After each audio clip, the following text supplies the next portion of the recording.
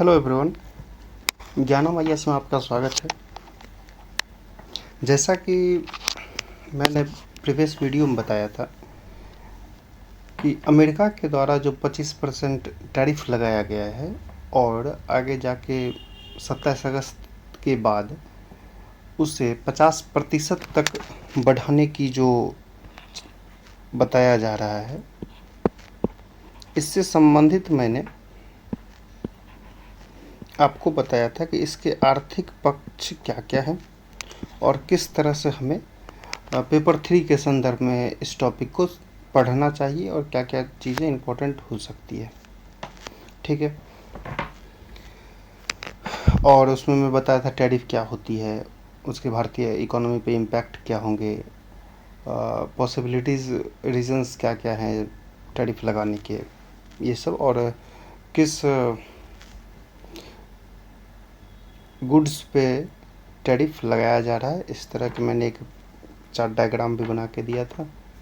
तो अब चर्चा आगे जारी रखते हैं कि किस तरह से यह पेपर 2 जो कि अंतर्राष्ट्रीय संबंध से संबंधित है के एस्पेक्ट में क्या क्या पढ़ना है, किस तरह से देखना है। ठीक है, चलिए शुरू करते हैं।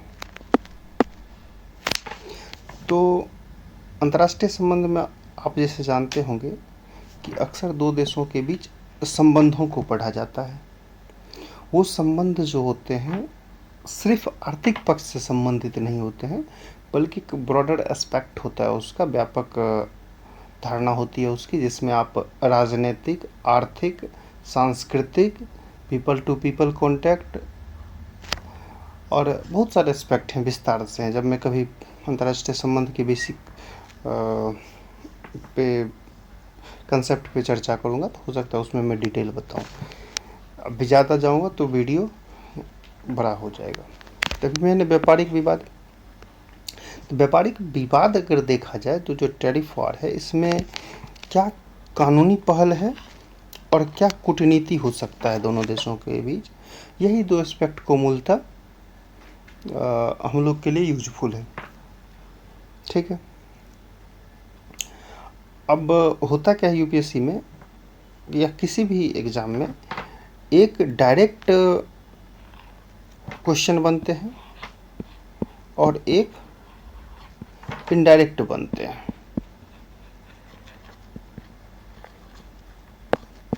इनडायरेक्ट बनते हैं तो डायरेक्ट क्या है, डायरेक्ट टैरिफ से संबंधित पूछ लिया कुछ, और द्विपक्षीय संबंधों पे क्या असर पड़ेंगे, भू राजनीतिक कूटनीतिक क्या परिणाम हो सकते हैं इस तरह के टैरिफ लगाने के, ये सीधा सीधा आ गया आपको डायरेक्ट क्वेश्चन। इनडायरेक्ट क्वेश्चन क्या क्या हो सकते हैं, तो ये सिर्फ टैरिफ को ना पूछ करके भारत अमेरिका के द्विपक्षीय संबंधों से संबंधित पूछ सकते हैं, भारतीय विदेश नीति की रणनीतिक स्वायत्तता से संबंधित क्वेश्चन पूछा जा सकता है, या वैश्विक शक्ति संतुलन के संदर्भ से रिलेट कर इसे पूछा जा सकता है। मूलतः मुझे जो लगा ये 3 से 4 एस्पेक्ट ऐसे हैं जिससे क्वेश्चन डायरेक्ट इनडायरेक्ट रूप में पूछा जा सकता है।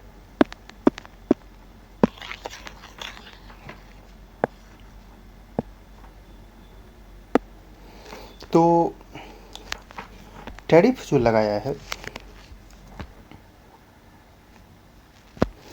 तो टैरिफ जो लगाया गया है वहाँ पे मैंने आपको आर्थिक इम्पैक्ट क्या होंगे उसके इंडियन इकोनॉमी पे और होलिस्टिक मैनर मैंने देखा था, जीडीपी पे क्या होंगे, रोजगार पे क्या होंगे, इन सब पहलुओं पर मैंने प्रीवियसली चर्चा कर चुका है। आज हम लोग मुख्यतः देखते हैं भू राजनीतिक, जियोपॉलिटिकल एवं कूटनीतिज्ञ, इसके कॉन्सिक्वेंसेस क्या हो सकते हैं। तो देखते हैं किस तरह के इम्पैक्ट होगा इसका। तो अगर देखा जाए कोई भी टैरिफ लगाएगा तो सबसे पहले क्या होगा, ये जेनेरिक इशू है और इसमें कोई ऐसा चीज़ नहीं, मान लो कि आप ही किसी के दुकान से सामान ले रहे हो और वो सीधा मान लो 50% बढ़ा दे उसका मूल्य, पता चले सामने वाले में 100 का ही मिल रहा है वो कोई प्रोडक्ट, मान लो वो अब एक दुकान ए है और एक दुकान बी है, ठीक। यहाँ से आप यहाँ इससे बहुत अच्छा संबंध है और अब यहाँ पे सामान ले रहे हो, ये 100 का दे रहा था, ये भी 100 का दे रहा था, अब ये क्या 150 कर दिया उसी प्रोडक्ट का और ये 100 ही किया है। तो सबसे पहला आपका क्या होगा, वो होगा विश्वास की कमी, ट्रस्ट इशू सबसे होगा आपका, कि आपको लगेगा लैक ऑफ ट्रस्ट हो जाएगा। दैट मीन्स कि सबसे होगा कि अरे ये ऐसा क्यों किया, ऐसा करने का वजह क्या है, नहीं ये कुछ न कुछ धांधली कर रहा है, ज़्यादा मुनाफा कमाने के चक्कर में है, इसलिए इससे सामान नहीं लेंगे, ठीक है। तो सबसे पहले क्या होगा, देशों के मध्य ट्रस्ट इशू आएंगे। अब वहाँ तो चलिए एक दुकानदार के रूप में के या खरीदार के रूप में मैंने समझा है, अब देखते हैं दो संबंधों के बीच ट्रस्ट इशू के क्या पॉइंट बन सकते हैं।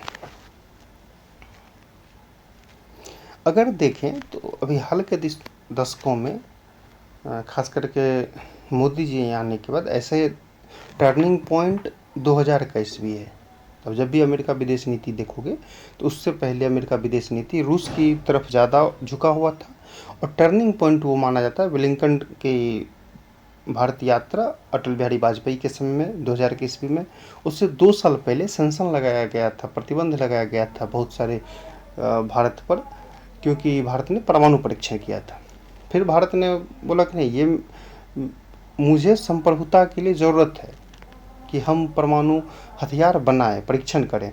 तो फिर उसने सेंसन लगा दिया कि नहीं, आपने एनपीटी सीटीबीटी ये सब, एनपीटी तो 1970 में लागू हुआ है, 68 में आया था, और फिर सीटीबीटी है 94-95 के आसपास। तो परमाणु प्रसार को रोकने के लिए ये सारे हथकंडे अपनाए गए थे, बट भारत ने परीक्षण कर लिया तो उसको बोला मान्यता नहीं देंगे आपके परीक्षणों को, और बहुत सारे आर्थिक प्रतिबंध लगाए गए। तो लेकिन धीरे धीरे, और आप जब देखोगे कि 2014 के बाद बहुत अच्छे से प्रगति कर रहा था हर एक सेक्टर में अमेरिका के साथ संबंधों को। और स्टार्टिंग कुछ वर्षों तो ऐसा था कि रसिया इसे थोड़ा सा ये फील करने लगा था कि अरे मेरे साथ ये मुझे भाव नहीं दे रहा है, दैट मीन्स अगर जेंडी के शब्द में कहा जाए। क्योंकि इसलिए आप देखिएगा कि एक सैन्य अभ्यास भी किया गया था पाकिस्तान और रसिया के द्वारा, आई थिंक जहाँ तक मुझे याद है 17 से 19 के आसपास, मतलब इसी 2-3 वर्षों में किया गया था, वो आप रिवाइज कर लेना। तो वहाँ पे रसिया और पाकिस्तान के मध्य संबंध थोड़ा नज़दीकी आने लगी थी। क्यों? क्योंकि उसको लगा रही ये तो फिर अमेरिका के साइड जा रहा है। बट फिर जब अमेरिका से थोड़ी अभी संतुलित दूरी हो रही है तो देखिएगा रसिया से बहुत अच्छे संबंध हो गए हैं। तो सबसे पहला क्या होता है, विश्वास की कमी होगा दोनों देशों के मध्य। विश्वास की जो कमी होगी तो ये आपको इससे एक्सप्लेन करना है, इस तरह नहीं लिखना हाँ टैरिफ बढ़ाने से दो देशों के बीच विश्वास की कमी हो जाएगी। ये जेंडिक है, थोड़ा सा इसे विश्लेषणात्मक रूप में एलोबरेट करते हैं। तो इसलिए जैसे मैंने यहाँ लिखा है कि व्यापक वैश्विक रणनीतिक साझेदारी कुछ वर्षों में देखी जा रही है, महत्वपूर्ण प्रगति किया है दोनों देशों ने। और इस साझेदारी का आधार क्या था, मैंने जो बढ़ा है वैश्विक रणनीतिक साझेदारी दोनों देशों के बीच, वो था आपसी विश्वास और सहयोग। आपसी विश्वास वही था और सहयोग भी दोनों एक दूसरे को कर रहे थे, ठीक। अब सहयोग का एक उदाहरण अगर दूं तो जब एक सबमिट हो रहा था, एग्जैक्ट मुझे भी सबमिट याद नहीं है, तो उसमें क्या था कि कोविड के आसपास का ही रीजन का है, 2020 या 21 का ही है। तो उसमें कहा गया था कि ऐसा करेंगे कि बहुत सारे जो मैन्युफैक्चर सेक्टर है, 50% कहा जाता है वैश्विक मैन्युफैक्चरिंग होती है चाइना में।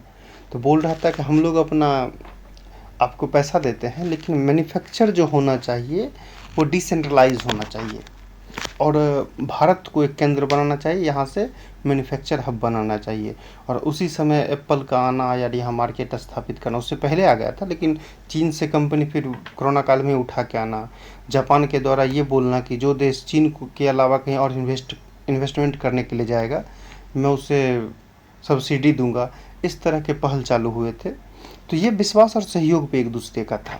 लेकिन जब एक तरफ वन साइडेड एक तरफा जब लगा दिया गया तो इससे क्या होता है, विश्वास की कमी होगी। अब फिर सेकंड पॉइंट आता है कूटनीतिक तनाव। डिप्लोमेटिक टेंशन आ जाएगी दोनों देशों के बीच। क्यों? क्योंकि देखिए, अब ये दोनों देशों का अपने अपने पक्ष हैं। उसका मानना अलग है टैरिफ लगाने के रीजन में, और हमारा मानना अलग है टैरिफ लगाने के रीजन में। इससे टेंशन तो होगा ही। जैसे भारत सरकार ये अनुचित और अन्यायपूर्ण मानती है। भारत मानता है कि ये जो आपने टैरिफ लगाया है ये उचित नहीं है, ठीक है। जबकि और वो अपना रीजन दे रहा है कि व्यापार घाटा हुआ है, आप रसिया से क्रूड ऑयल खरीद रहे हो जिसका आपसे धन लेके वो यूक्रेन पे हमला कर रहा है।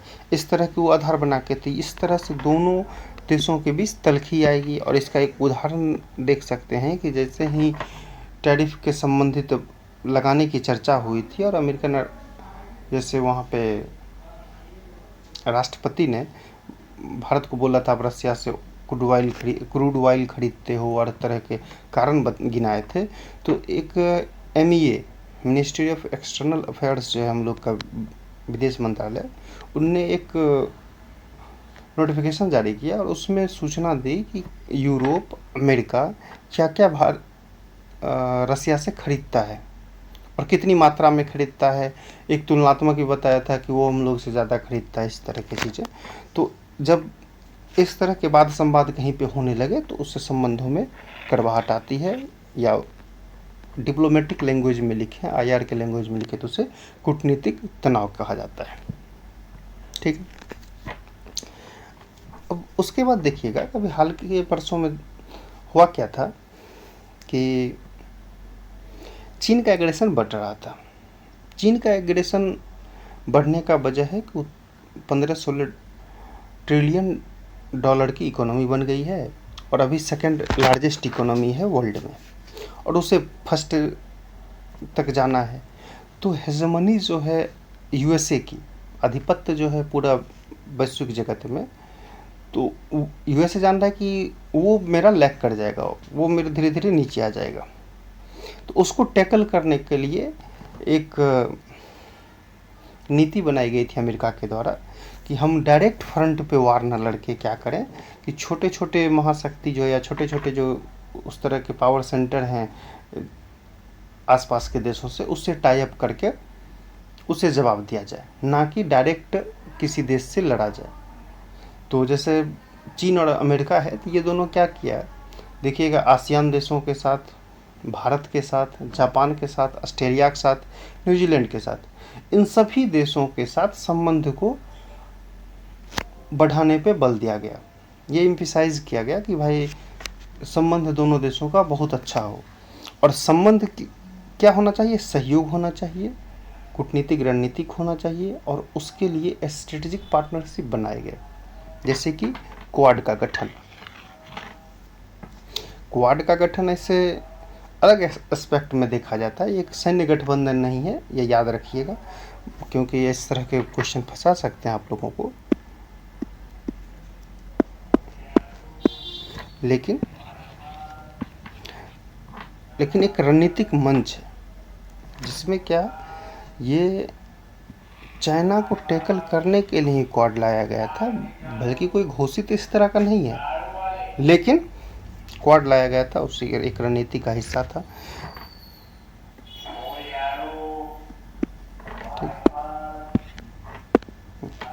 तो अगर इस तरह के व्यापारिक तनाव होंगे दोनों देशों के मध्य, तो रणनीति जो चीन के प्रति था उसमें क्या होगा, लैग करेंगे, उसमें हम लोग श्रिंक करेंगे। और इससे क्वाड जैसे गठबंधन जो कार्य कर रहा था वो कमज़ोर होगा, क्योंकि उसका सबसे अच्छा उदाहरण है सार्क। मात्र भारत और पाकिस्तान की मंद अच्छे संबंध नहीं होने की वजह से, तनाव दोनों देशों के मध्य होने की वजह से वो सक्सेस नहीं कर पाया। इसी तरह यदि क्वाड के 4 ही मेंबर हैं, आप लोग जानते हैं, अन्य देशों को इनवाइट किया जाता है लेकिन ऑफिशियल भी 4 मेंबर हैं, तो 4 जो मेंबर हैं अगर एक भी लैग कर गया तो फिर इसकी प्रभावशीलता, इफेक्टिवनेस क्या होगा, वो लैग कर जाएगा। और इसका एक और देखिएगा, कहाँ चीन को रणनीतिक रूप से काउंटर देने की बात की जा रही थी, बट अभी भारत चीन के साथ संबंध थोड़ा बढ़ाना चाह रहा है, और चीन भी चाह रहा है, पर चीन तो पहले से चाह रहा है संबंध बढ़ाना। उसका वजह क्या है? उसका वजह है कि वो अमेरिका को काउंटर बैलेंस करने के लिए भारत को अपने पक्ष में लाना चाहता है। लेकिन हमारे रणनीतिक हित, उसके रणनीतिक हित दोनों का अलग अलग है, नेशनल इंटरेस्ट अलग अलग है, तो हम लोग ज़्यादा जुड़ते नहीं है। नेशनल इंटरेस्ट खास करके हम लोगों का सीमा विवाद उसमें मुख्य कारण है। उसका एक डोमिनेंट नेचर है चीन का, साथ में सीमा विवाद, और सेकंड अगर देखा जाए तो उसके पाकिस्तान के साथ जो उतने मित्रवत संबंध हैं, जो कि हमारे संबंध को सम्मान नहीं देता है और उसके साथ संबंध ज़्यादा बढ़ाता है। तो वो 2-3 रीजन है उसके साथ, अन्य कारण भी है लेकिन ये मुख्य कारण है। ठीक है, अब रणनीतिक स्वायत्तता को चुनौती। जैसे रणनीतिक स्वायत्तता क्या हो गया कि आप फ्री होते हैं, आपकी रणनीति क्या होगी ऊर्जा क्षेत्र में, आर्थिक क्षेत्र में, किसी देशों के साथ संबंध बनाने के क्षेत्र में, वो आप स्वायत्त हैं, आप स्वतंत्र हैं। जहाँ आपको लगे आप वहाँ पर, कहीं जैसे दुकान है, अगर कहीं मार्केट है और वहाँ पे 100 दुकान है, तो आपकी स्वायत्तता क्या होती है? आप चाहे जिस भी दुकान से सामान ले, कोई रोक नहीं सकता है। ठीक, अगर कोई आपको ये बोले कि नहीं इसी दुकान से ही आपको सामान लेनी है, तो आपकी स्वतंत्रता, स्वायत्तता क्या होती है? कम कर दी जाती है। आपको ये एक तरह से हमला माना जाता है स्वतंत्रता पे। तो वही है कि इस तरह से टैरिफ जो लगाया है, और रीजन क्या दिया है? रूस से तेल खरीदने का रीजन दिया गया कि आप रूस से तेल खरीदते हैं इसलिए टैरिफ लगा रहे हैं। तो ये भारत की रणनीतिक स्वायत्तता पे हमला है। और अब भारत बोल रहा है कि भाई हमारी ऊर्जा सुरक्षा के लिए, एनर्जी सिक्योरिटी के लिए ये निर्णय हम करेंगे कि हम किस देश से तेल खरीदें और किस देश से नहीं खरीदें। तुम कौन होते हो समझाने वाले? तो इस तरह से क्या हो गया, ये रणनीतिक स्वायत्तता को चुनौती दे रहा है। और सैन्य और तकनीकी पे असर, इसको भी एक बार समझते हैं।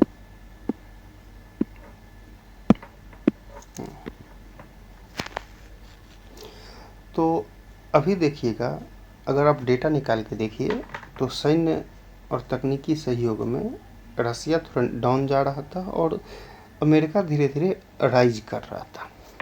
ठीक, दोनों के देश के बीच अभी सैन्य हथियार भी लिए जाने की चर्चा हो रही थी। बट इस तरह के जब से आया है तो एक न्यूज़पेपर में खबर भी आई थी कि हमने कैंसिल कर दिया वो ऑर्डर। सेना के द्वारा ऑर्डर किया गया था कुछ हथियारों का और हमने वो कैंसिल कर दिया। तो ये जो सहयोग बढ़ रहा था, और जो हमारी वहाँ से कुछ तकनीकी सहयोग लेते या सैन्य संबंधित सहयोग लेते, उसमें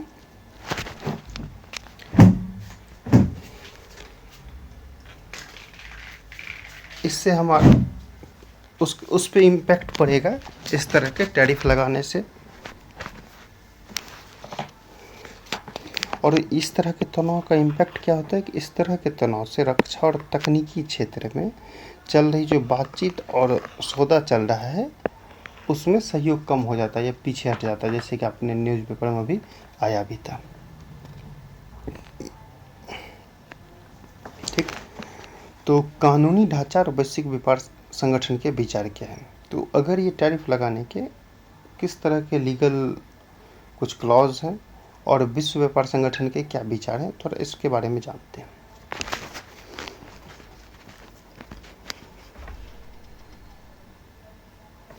अब अमेरिका जो शुल्क लगाया है वो उचित ठहराता है।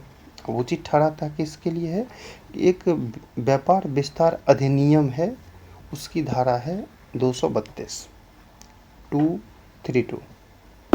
ठीक है, वो धारा के तहत ये बोल रहा है कि राष्ट्रीय सुरक्षा, व्यापार अधिनियम की धारा 301 अनुचित व्यापार व्यवहार, अंतर्राष्ट्रीय आपातकालीन आर्थिक शक्ति अधिनियम शामिल है। इन सभी कानूनी आधार हैं जिसके द्वारा अमेरिका भारत पर टैरिफ को लगाया है। लेकिन जब विश्व व्यापार संगठन के नियम को देखते हैं और ये जो राष्ट्रीय सुरक्षा जो दिया गया है, यहाँ जो राष्ट्रीय सुरक्षा की चर्चा की गई है, तो ये एक अपवाद का विषय है। क्यों? क्योंकि राष्ट्रीय सुरक्षा सभी देशों की वैरी करती है और अपने अनुसार से इसे डिफाइन किया जा सकता है। तो ऐसे विवादास्पद विषयों को लगा के ये टैरिफ लगाया गया है। और बहुपक्षीय व्यापार सिद्धांतों को उल्लंघन, ऐसा माना जाता है कि अमेरिका ने व्यापार सिद्धांतों का उल्लंघन किया है। भारत जो प्रतिशोधात्मक शुल्क लगाता है वो अपनी अधिकार सुरक्षित रखा है और मानता है कि स्टील एल्युमिनियम पर अमेरिकन टैरिफ को चुनौती दी है। हालांकि विश्व व्यापार संगठन के अपीलीय निकाय की निष्क्रियता बहुपक्षीय विवाद समाधान तंत्र की प्रभावशीलता को सीमित करता है। जब WTO के लिमिटेशन को पढ़िएगा, सर पहले तो सब संरचना पढ़िएगा तो वहाँ पे आप देखिएगा अपीलीय निकाय होती है, ट्रिब्यूनल होता है जहाँ पे जो किसी भी व्यापार तनाव दो देशों के मध्य किसी भी व्यापार संबंधी इशूज होते हैं, कंसर्न होते हैं, तो वहाँ पे अपील किया जाता है। बट अभी क्या है कि जितने मेंबर होना चाहिए इस ट्रिब्यूनल में वो है नहीं। अपीलीय निकाय में उतना मेंबर है नहीं और इसलिए बहुत सारे केसेस पेंडिंग हैं। और इसका वहाँ पेंडिंग होने की वजह क्या है कि नियुक्ति के लिए अमेरिका की मुख्य भूमिका होती है और अमेरिका उनमें इनएक्टिव रोल निभा रहा है।